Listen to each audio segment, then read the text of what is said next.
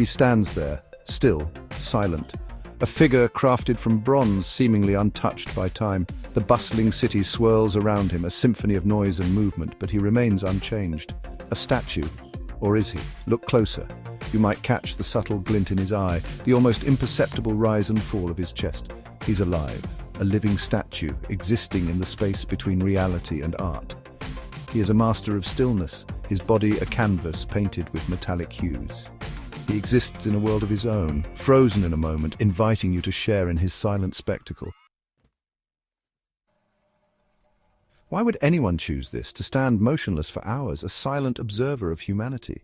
The answer is as varied as the performers themselves. For some, it's the art of transformation, the feeling of disappearing into a character, becoming something other. The world fades away, replaced by the quiet focus of maintaining a pose.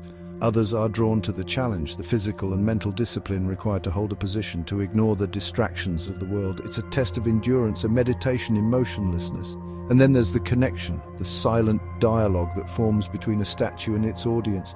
A shared look, a gasp of surprise. These moments of connection are their own reward. The transformation begins long before the street corner. It starts with careful preparation, a ritual repeated each day. First, the costume, layer upon layer of clothing chosen to create the desired silhouette.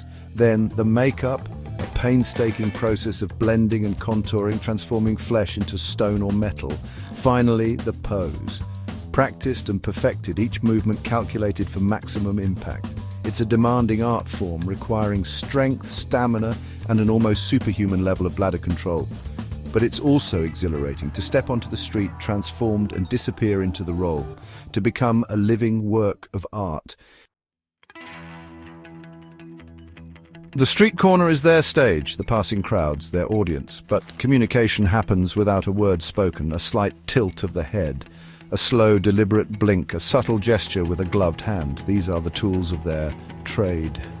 They watch the reactions, the surprised double takes, the hesitant smiles, the children who point and giggle, their eyes wide with wonder. And then there are the brave ones, those who approach, drawn in by the mystery. They might drop a coin in the hat, or if they're lucky, earn a moment of interaction, a fleeting connection in the urban chaos. Section 5, pennies for your thoughts. It's not about the money, they say, it's about the art. But the reality is, living statues need to eat. The income is unpredictable, dependent on the weather, the crowds, and their own ability to captivate. Some days the hat overflows with generosity, others it remains stubbornly empty.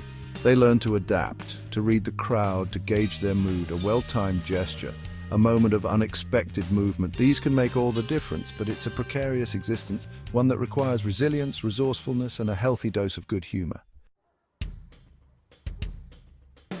Section 6, beyond the tip jar. The money pays the bills, but it's the intangible rewards that keep them coming back. The joy they bring to others, the smiles on children's faces, the moments of shared humanity in an increasingly impersonal world.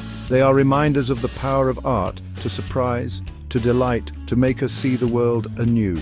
They challenge our perceptions, blurring the lines between reality and illusion. And in a world obsessed with speed and noise, they offer a moment of quiet contemplation, a chance to slow down, to observe, to simply be.